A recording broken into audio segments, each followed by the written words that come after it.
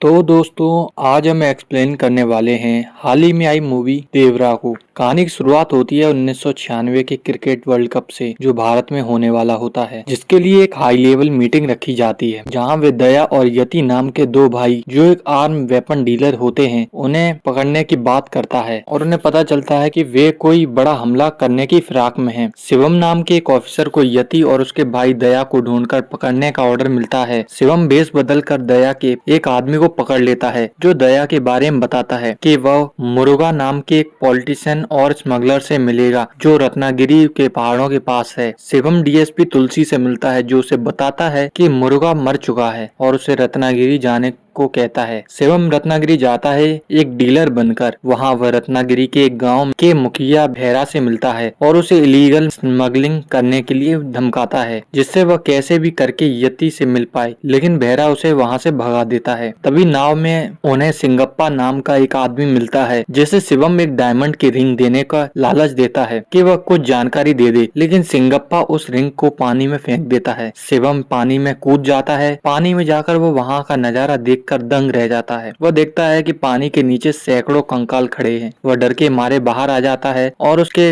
बारे में सिंगप्पा से पूछता है। तब वो बताता है, वह उसे देवरा की कहानी सुनाता है। रत्नागिरी की जगह को बहुत से वीर लोगों ने बसाया था, जो देश की रक्षा के लिए काम करते रहे और पीढ़ी दर पीढ़ी यही चलता रहा। रत्नागिरी में 4 गांव हैं, जिसके कुछ आदमी मिलकर मुर्गा के कहने पर स्मगलिंग का सामान कोस्ट गार्ड से बचाकर समुद्र से पार करते हैं, जिसके बदले मुर्गा उन्हें पैसे देता है। बहरा और देवरा अलग अलग गांव के मुखिया हैं, जो साथ मिलकर स्मगलिंग करते हैं। देवरा के घर में उसकी माँ, पत्नी, बेटा और एक बेटी होती है। देवरा एक ताकतवर आदमी होता है, लेकिन वो अपने काम से खुश नहीं होता है, क्योंकि उसके पूर्वज वीर योद्धा थे जो देश के लिए लड़े थे। देवरा अपने एक आदमी के मारे जाने पर उसके परिवार की मदद भी करता है और उसके बेटे को पढ़ाता है। उधर देवरा का बेटा और भेरा का बेटा आपस में लड़ते हैं, ये बताने के लिए कि उनके पिता में कौन बेहतर है। रत्नागिरी में साल में एक बार शस्त्रों की पूजा की जाती है, जिसमें चारों गांव के मर्दों में एक लड़ाई की प्रतियोगिता रखी जाती है।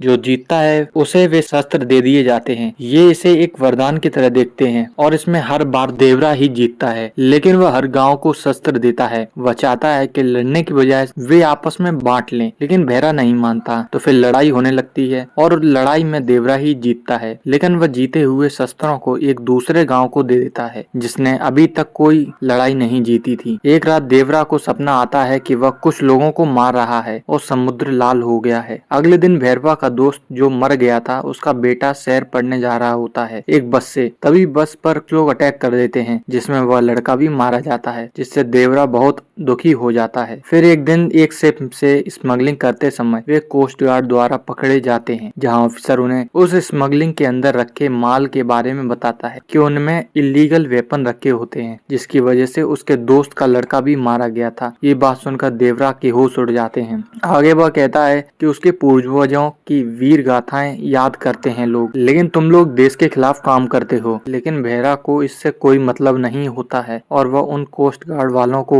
मारने लगता है। तभी देवरा उन्हें बचाता है अपने आदमियों से। माल लाने के बाद देवरा मुर्गा से उस माल के बारे में पूछता है। मुर्गा उसे बताता है कि उसमें गन्स हैं, तो देवरा माल देने को मना कर देता है, क्योंकि इससे मासूमों की जान जा रही थी। देवरा उस माल को जला देता है। भेरा उससे गुस्सा होने लगता है, लेकिन देवरा की बात को मना करने की हिम्मत नहीं होती। अब देवरा ये सब काम बंद कर देता है और मछली पकड़ने का काम करने लगता है। एक दिन एक गांव के मुखिया रायप्पा की बहन, जो अंधी होती है, उसकी शादी भेरा अपने भाई से करवाने के लिए कहता है। उस शादी में देवरा आता है। दरअसल भेरा का ये प्लान था कि शादी में देवरा को दारू पिलाकर मार दिया जाए, जिससे वे स्मगलिंग कर सकें, और भेरा के जीते जी ये काम वह होने नहीं देगा। देवरा जब शादी में आता है तो उनके साथ दारू पीता है और पीने के बाद उसे कोई बताता है कि समुद्र में स्मगलिंग हो रही है। ये बात सुनकर देवरा अकेला ही चल देता है, जहाँ भेरा के आदमी उसे मारने के लिए आते हैं, लेकिन देवरा उन सबको ऐसा मारता है कि वहां लाशें बिछ जाती हैं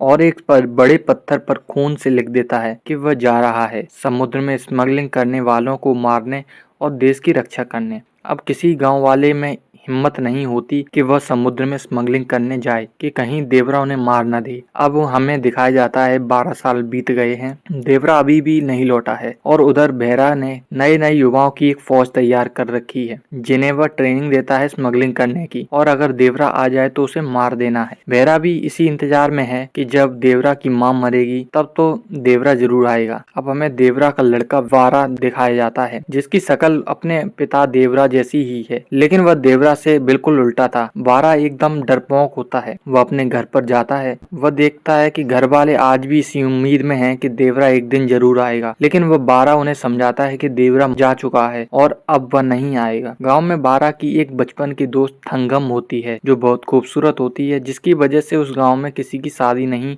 हो पाती है। वह देवरा को पसंद तो करती है, लेकिन वह चाहती है कि बारा भी अपने पिता के जैसे ताकतवर हो। एक दिन बारा को पता चलता है गांव में बहुत दिनों से अस्त्रों की प्रतियोगिता न जीतने की वजह से गांव में श्राप लगा है। तो बारा रैयप्पा के पास जाता है ये कहने कि वे भैरा से कहें कि वो बिना लड़े उन्हें शस्त्र दे दे जिससे उसके गांव पर लगा श्राप हट जाए। भैरा उससे कहता है कि दम है तो लड़कर अस्त्र ले ले। अगले दिन जब प्रतियोगिता होती है तब बारा लड़ने जाता है। उसने पीने वाले पानी में कुछ मिला दिया था जिससे जो भी उससे लड़ता था वह हार जाता था, और ऐसा देखकर सब दंग रह जाते हैं। आगे हमें दिखाया जाता है भैरा मुर्गा को बुलाता है स्मगलिंग करवाने के लिए। तो मुर्गा कहता है कि जब तक देवरा नहीं मरेगा वो माल नहीं मंगाएगा। एक दिन देवरा की माँ बीमार हो जाती है तो भैरा उसके घर के आसपास रहता है जिससे देवरा आए तो उसे पकड़ ले। देवरा आता है, अपनी माँ से मिलता है और जाते समय उसे देख लेता है, लेकिन पकड़ नहीं पाता। मुर्गा भैरा को स्मगलिंग करने को कह देता है। एक दिन भैरा के लड़के देवरा की बेटी को परेशान करते हैं तो उसका भाई बारा उन लड़कों के पास जाता है और बहुत बुरी मौत देता है। ये बात सारे गांव में फैल जाती है, लेकिन बारा सबसे कहता है कि ये काम